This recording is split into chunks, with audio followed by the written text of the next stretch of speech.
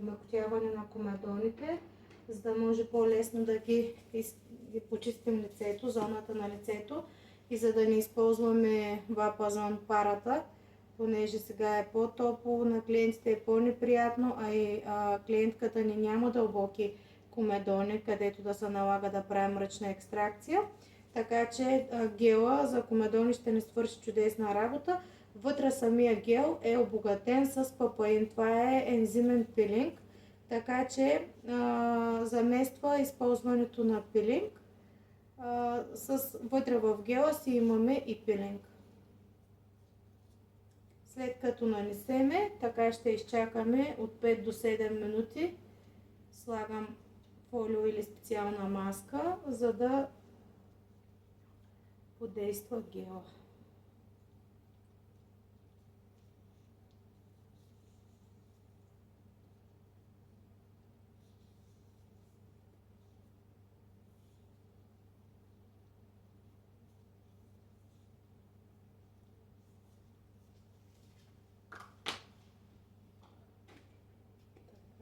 И слагаме маската само да я намерим.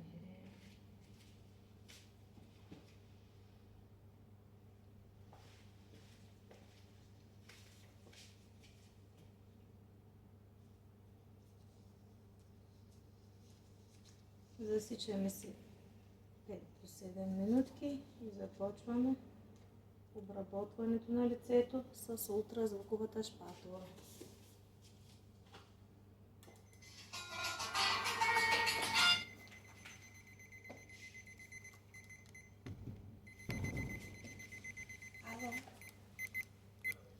Здравейте.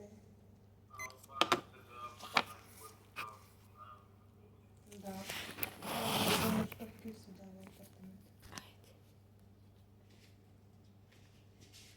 След като са минали 7 минутки, отстраняваме маската и започваме да работим с ултразвуковата шпатула. То работим отвътре навън и започваме от зоната на челцето. Работиме на половинки, но след тук не работиме, понеже клиентката ни е предупредила.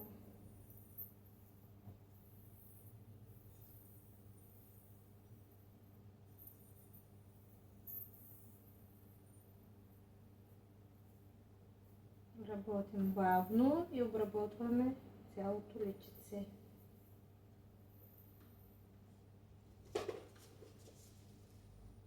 Как се чувстваш? Прекрасно.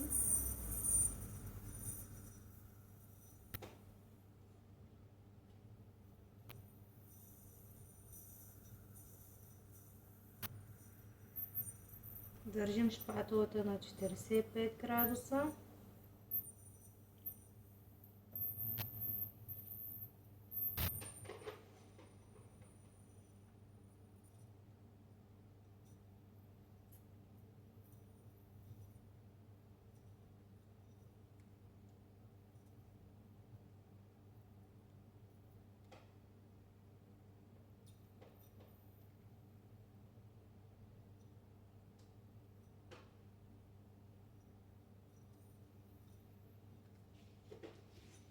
След като сме обработили лицето, спираме апарата,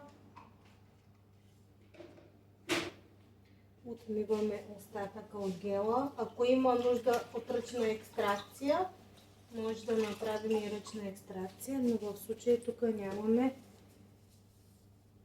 комедони или някакво по-сериозно акне за наша радост, което да се налага да обработваме допълнително.